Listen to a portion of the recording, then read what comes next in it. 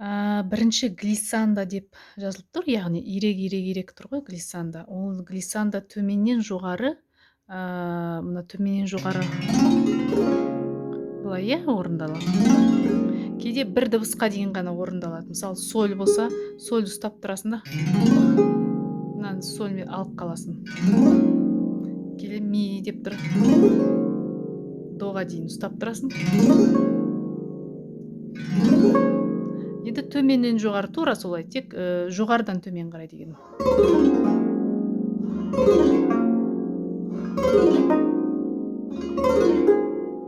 Кез келген дыбысқа дейін жоғарыдан төмен қарай негізі, ол ондай қиын емес.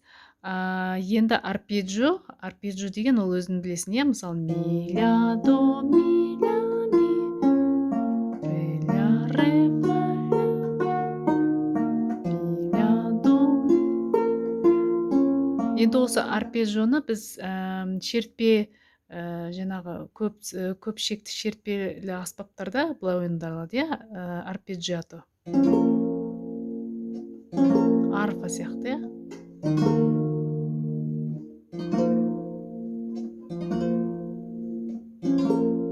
яғни мен төменнен алып тұрмын. Ми ля до ми ля, ми ля до ми ля, ми ля до ми ля. Енді жоғарыдан алса болады, мысалы си соль ми си.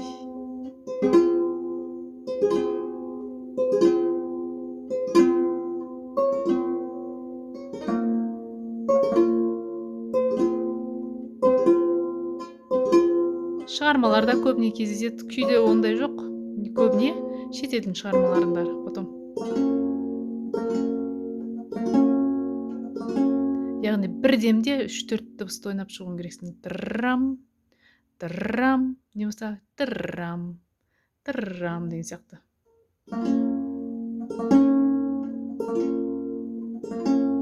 Осындай, содан кейін қандай тағы да приемдар бар.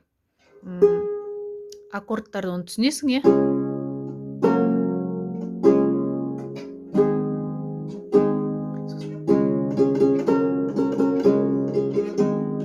әртүрлі ритмге байланысты.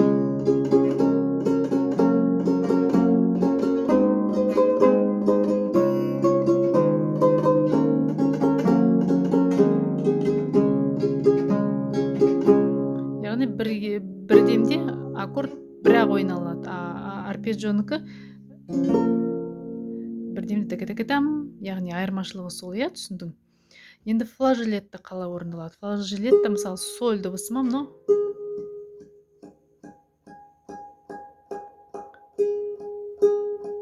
Яғни флажелетті бір октава жоғары дыбыс шығарып отырады, ортасын тауып аласың, ол сәл қиындау енді.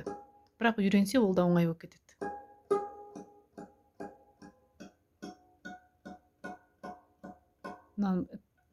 Басып отырасында, мына несін басып табу керек, таза флажелетті.